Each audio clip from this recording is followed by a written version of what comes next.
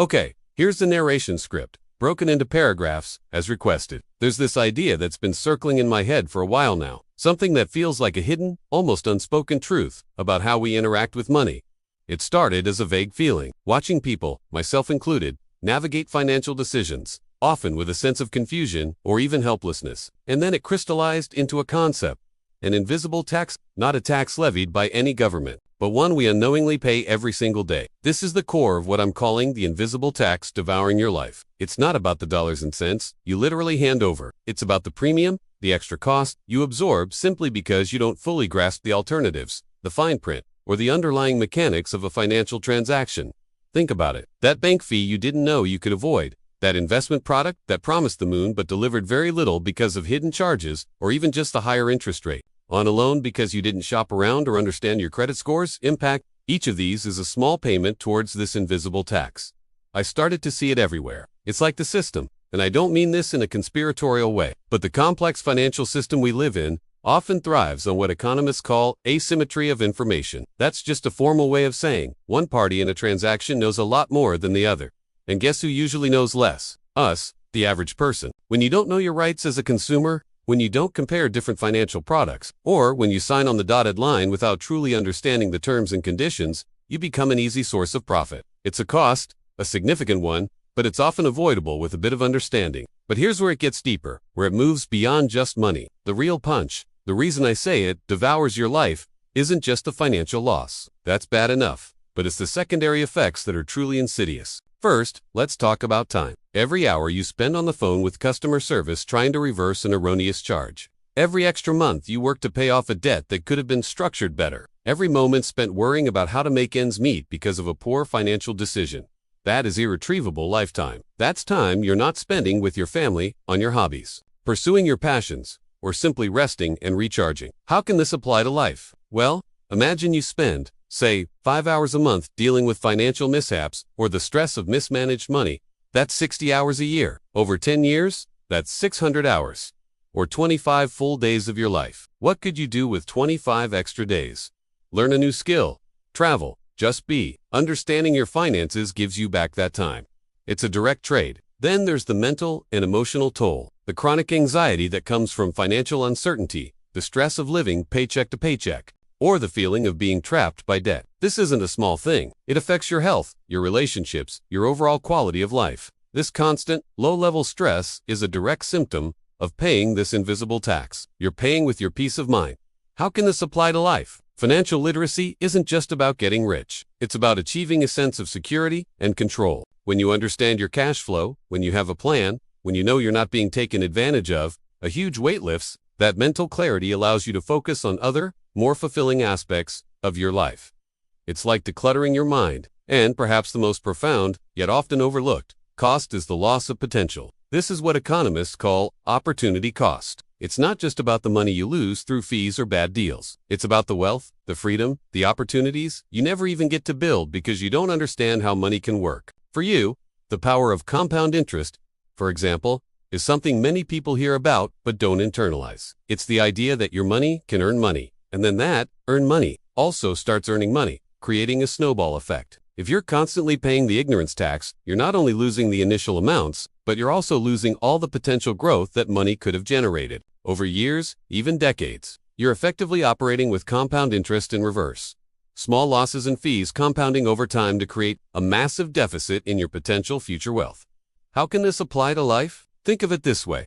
If you saved and invested just a small, manageable amount consistently from a young age, understanding how to choose low-cost, effective investments, the difference it could make by the time you're older is staggering. It could mean retiring earlier, pursuing a passion project without financial worry, or having a robust safety net. Ignoring this isn't just missing out on a bit of extra cash. It's potentially sacrificing a different kind of future, a future with more choices and freedom. It became clear to me that this tax isn't an accident.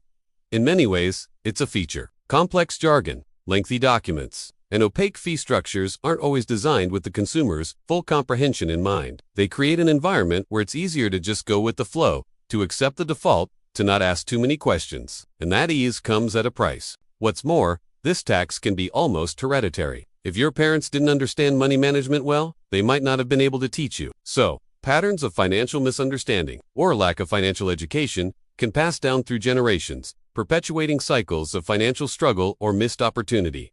It's not about blame, it's about recognizing the cycle to break it. In this age of information, where knowledge is literally at our fingertips, paying this ignorance tax is becoming less about a lack of access to information and more about a reluctance to engage with it, or perhaps not knowing where to start. We procrastinate, we feel intimidated, or we simply don't prioritize learning about personal finance. And every day we do, we're essentially opting in to pay this tax. So, when I say the invisible tax devouring your life, I'm pointing to this multifaceted cost. It's the money lost, yes, but it's also the time wasted, the peace of mind sacrificed, and the future potential that never materializes. It's the sum total of what you give up, often without even realizing it, by not understanding the financial world you operate in. The most powerful realization in all of this, though, isn't how pervasive this tax is, but how avoidable it can be. The antidote is education.